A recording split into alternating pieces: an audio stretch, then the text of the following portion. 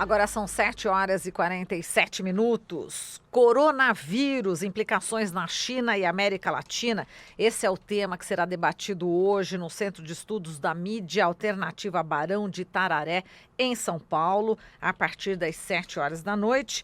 E é uma promoção, da Associação Nacional dos Profissionais de Relações Internacionais e Associação de Pós-Graduandos do Programa de Pós-Graduação Integração da América Latina da USP, com apoio do Barão de Itararé. E uma das pessoas que vai participar desse encontro é o Alexandre Padilha, ele que é médico, infectologista, ex-ministro da Saúde no governo Dilma Rousseff, é deputado federal pelo PT de São Paulo e também foi secretário de Saúde na Prefeitura aqui de São Paulo, na gestão de Fernando Haddad. Olá, Padilha, bom dia.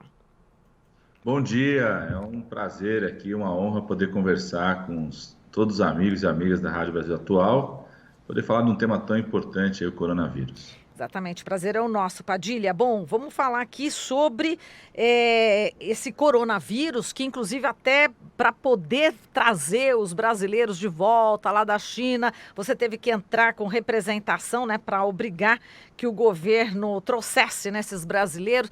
Inicialmente, como é que você vê a conduta do governo brasileiro em relação ao coronavírus? A conduta do governo brasileiro foi perversa.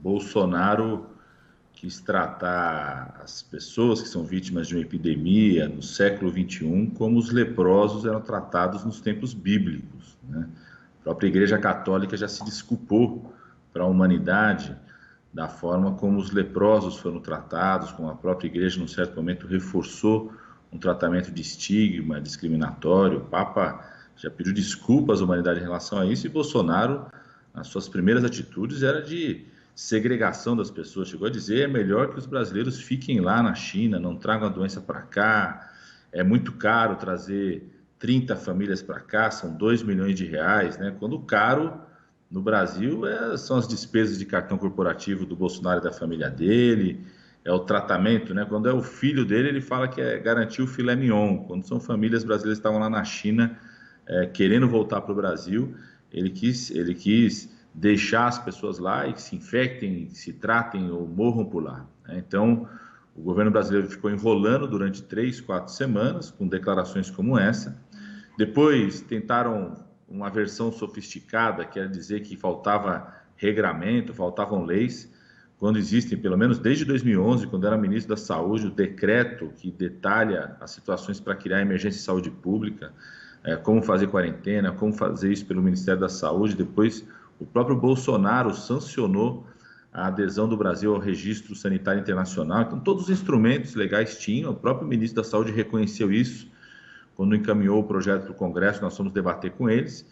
Tentou jogar no colo do Congresso, como o general Heleno tenta fazer sempre, só que o tiro saiu pela culatra, porque o Bolsonaro mandou, no primeiro dia do retorno da legislatura, e em um dia o Congresso brasileiro, nós fizemos todo o processo de negociação, conseguimos aprovar a lei que ele havia solicitado, aprimorando a lei, garantindo direitos humanos, estabelecendo que é prazo enxuto, e a partir daí começamos a cobrar que o governo brasileiro pudesse trazer de forma organizada os brasileiros que estavam lá na China.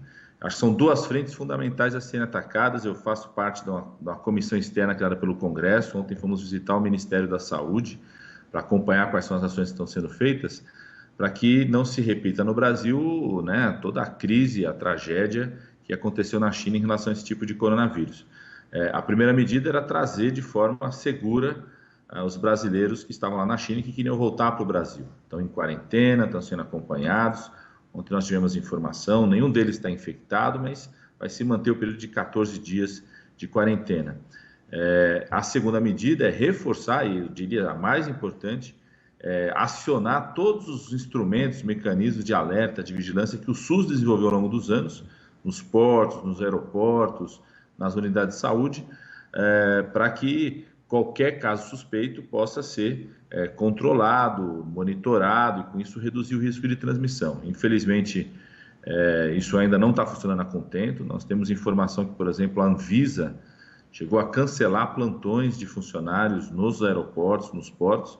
A comissão externa, inclusive, tirou vai fazer visitas aos portos e aeroportos nos próximos dias, ao longo dos próximos dias, no Carnaval também, estaremos visitando para ver como isso está acontecendo nos portos e aeroportos do país. Perfeito. Agora, como você falou, estrutura para tentar exatamente barrar o coronavírus, o Brasil tem, é isso. Ao longo do tempo foi estruturado isso. Eu diria que, né, as estruturas de vigilância, de acompanhamento, monitoramento, o nosso país desenvolveu ao longo de anos, sobretudo a partir de 2009, quando teve aquela grande disseminação, a pandemia de um tipo de vírus influenza, que inclusive foi muito mais importante do que o coronavírus, muito mais letal. Mesmo nesse inverno, quando você pega esse inverno atual no hemisfério norte, né, porque a China e Estados Unidos óbvio, estão no inverno, morreram mais pessoas pelos vários tipos de influenza do que pelo próprio coronavírus, né? Então o Brasil desenvolveu uma estrutura de vigilância naquele período, precisa ser acionada, precisa ter recurso, precisa garantir recursos para a contratação dos profissionais, né? Essa é a nossa preocupação, por isso nós montamos essa comissão externa para acompanhar o que o Ministério está de fato fazendo. Estou tossindo aqui, mas não é vírus, não. Não é vírus. Garganta seca. Tá só para mostrar para vocês Pode como é que se deve proteger a tosse em momentos eu de já vi que vocês... colocar isso. O antebraço, assim, não é a mão. Não é... é o antebraço, é isso? Olha só, já aproveitamos. É isso, porque a principal forma de transmissão, né, as pessoas imaginam o seguinte, a forma mais comum de transmissão do coronavírus, vários vírus influenza, é quando a pessoa tosse no nariz da outra, perto da outra. Ninguém faz isso, né? Claro. A principal forma de transmissão é que a pessoa tosse e põe a mão. Isso. Aí cumprimenta, né? Já passa passou, essa mão no rosto da outra pessoa, passa na boca da outra pessoa, cumprimenta pela mão. É assim que vai disseminando, a principal forma de disseminação, tanto do coronavírus quanto do vírus influenza, são essas gotículas que saem quando a pessoa tosse. Eu estou tossindo aqui porque a garganta está seca. Toma uma água aí, vai, Padilha, um pouquinho de água. Mas vamos falar aqui sobre também, você acha que, sobre o alarme, né, que está sendo feito, aí a gente fala também de geopolítica, porque muito tem se falado sobre o coronavírus, né, e existe um pânico, né, e também aquela questão, né, de fake news, né, que a gente recebe falando de hábitos culturais dos chineses. Como é que você também está analisando, né, toda essa questão também que tem por trás, né, na questão geopolítica? Toda vez que surge um vírus novo causando doença em ser humano, é natural e está correto que você tenha um alerta dos mecanismos de vigilância, dos profissionais de saúde, dos órgãos de imprensa, porque esse alerta é necessário, né? O que significa um vírus como o coronavírus, que é um vírus normalmente só de animais,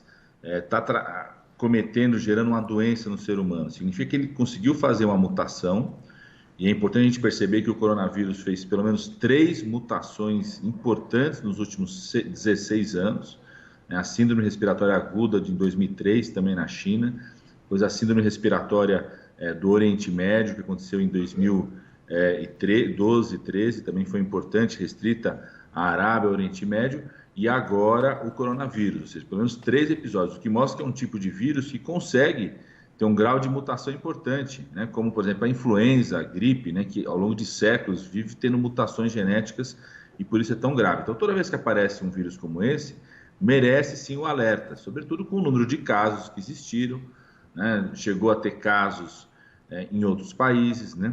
Então, o alerta é importante. Quais são as 2 grandes vantagens que nós temos, que o Brasil tem, que a China não tinha no momento quando começou a surgir o coronavírus? Primeiro é que nós não estamos no inverno, né? Quando surgiu o coronavírus, muita gente preocupada com o carnaval, o que aconteceu, o carnaval muita gente viaja, locais de concentração, né? Eu sempre digo, o carnaval tem que estar preocupado com outras coisas, né? Se beber não pode dirigir, sexo seguro, localidades onde tem alta transmissão de dengue por conta do Aedes, né? Porque nós não estamos no inverno, que seria um momento propício para disseminar muitos casos do vírus do coronavírus aqui no nosso país. E a segunda grande vantagem é que nós já temos as informações. Por que teve essa epidemia tão grave na China? Porque durante 1 mês e meio não se sabia o que estava acontecendo, os profissionais de saúde não sabiam o que estava acontecendo. Ou seja, uma pessoa chegava com um quadro de gripe, uma gripe mais forte, e aquilo que normalmente os profissionais utilizavam para conter um quadro clínico de gripe não estava funcionando. Então, demorou um mês e meio para descobrir, mas para isolar o vírus, saber o período de incubação, qual que é a forma de transmissão. Então, nós já sabemos tudo isso. Então, isso permite que o Brasil acione os mecanismos de alerta para conter a transmissão, né? Agora, o mais importante, eu tenho dito, é o seguinte, quer dizer, a epidemia aconteceu na China, não nos chineses, né? Infelizmente, esse episódio, como acontece em outras epidemias, mas no Brasil atual, onde o presidente da República todo dia faz piada ou faz agressão, ou tem uma fala abominável que reforça a intolerância e o ódio, infelizmente, no primeiro momento, gerou pânico e até uma certa xenofobia. As pessoas viam um vizinho chinês, um vizinho que era da China, já achava que estava diante de alguém com coronavírus. Inclusive, uma ação que o Congresso Nacional fez foi limitar essa tentativa autoritária, eu diria, do governo Bolsonaro. O projeto inicial que eles enviaram para o Congresso Nacional, que nós modificamos em um dia, ajustamos esse projeto, colocava, por exemplo, a obrigação de qualquer cidadão a denunciar se soubesse de alguém que tinha circulado pelo coronavírus com sinais e sintomas, como se fosse papel do cidadão saber qual é o sinal, qual é o sintoma, ser criminalizado caso não tivesse observado, não soubesse, porque não é obrigação de ter uma informação, essa é uma obrigação das equipes de saúde, dos profissionais de saúde, esses têm sim a obrigação de notificar, de perguntar. Então, o risco, sim, de um crescimento de uma visão autoritária, né, que muitas vezes tenta criminalizar. Eu sempre, quando começou esse debate, eu falei para as pessoas, releiam Ensaio sobre a Cegueira, do Saramago, né, que é um livro fantástico. Quem quiser reler o livro, pode assistir o filme também, brasileiro, como diretor, também é um filme também tão interessante quanto, né, que mostra como, às vezes, o pânico de uma epidemia pode se transformar numa sequência de medidas profundamente autoritárias, né, que restringe os direitos humanos, as liberdades das pessoas, em nome de um certo conhecimento, de uma certa ciência que não necessariamente sabe tudo, né, não necessariamente tem todas as informações naquele momento. E Padilha, só para a gente encerrar, eu queria que você falasse sobre os casos de dengue no Brasil, né? Está avançando. Acre, Mato Grosso do Sul e Paraná já tem aí mais de 100 casos por 100 mil habitantes. É grave, né? É muito grave, principalmente porque no ano passado aumentou a mortalidade de dengue e de zika vírus no nosso país. Ficou com um alarde muito menor. Imagino se tivesse tido esse aumento quando eu era ministro da Saúde da presidenta Dilma, né? Eu me lembro como se fosse hoje o que fizeram com o ministro Temporão, na época do presidente Lula, sobre um surto de febre amarela, ou seja, né, teve até editorial de jornais na época. Teve um aumento importante da mortalidade de dengue no país no ano passado, um aumento importante de zika vírus. Aliás, a saúde, eu fiz uma fala no Congresso essa semana, porque de 10 indicadores analisados do primeiro ano do governo Bolsonaro na saúde, só 2 tiveram melhora, 8 pioraram, né? E os 2 que tiveram melhora são indicadores de mudança do financiamento, ou seja, não necessariamente do resultado em saúde. Mas o Brasil, no primeiro ano do governo Bolsonaro, teve menos médicos na atenção primária em saúde, nas unidades básicas de saúde, reduziu o número de agentes comunitários de saúde, aumentou a mortalidade geral na população, aumentou o número de crianças com até 5 anos de idade sendo internadas por pneumonia, aumentou a mortalidade sobre dengue, né? Aumentou os dados iniciais, os dados são até junho e julho, porque o primeiro semestre já está consolidado, de 2019, aumentou o número de crianças que morreram até 1 ano de idade, ou seja, né, o governo Bolsonaro foi reprovado na área da saúde. Gozado que o Bolsonaro falava tanto que os médicos cubanos não podiam atender aqui no Brasil porque não tinham revalida, o governo, que é o exame de validação do diploma, se o governo Bolsonaro tivesse feito um revalida na saúde, ele teria sido reprovado, tirou nota 2 no seu primeiro ano de governo. Perfeito, tá certo, Padilha. A gente agradece aqui toda a sua análise. Forte abraço para você e um bom diálogo hoje sobre o coronavírus lá no Barão de Tararé. Muito obrigado. Eu queria reforçar, vai ser um debate, eu diria, inédito, né? Porque vão ter representantes do Instituto Brasil-China, representantes da associação aí que envolve toda a América Latina, compreendendo a realidade da América Latina, representantes do Sistema Nacional de Saúde de Cuba, né? Cuba tem apoiado a China em enfrentar a situação, inclusive na medicação. Eu, humildemente, também estarei lá, né? Acho que vai ser um debate muito interessante lá no Barão de Itararé, na região central aqui de São Paulo, perto da Praça da República. Está sendo divulgado aí no site do Barão de Itararé, nos nossos perfis nas redes sociais, no @Padilhando. Acho que vai ser um debate bem interessante. Quem não puder estar presente, certamente vai ter transmissão também via internet. Perfeito, Barão de Tararé fica na Rua Rego Freitas, 454, perto aí da República. Valeu então, Padilha, um abraço para você, até mais. Olha, e para tossir é assim, hein? Ah, já aprendi, agora tem que ser assim mesmo, senão a gente espalha aí o vírus. Obrigada, Padilha, valeu. Falamos aqui com o Alexandre Padilha, médico infectologista, ex-ministro da Saúde do governo Dilma Rousseff.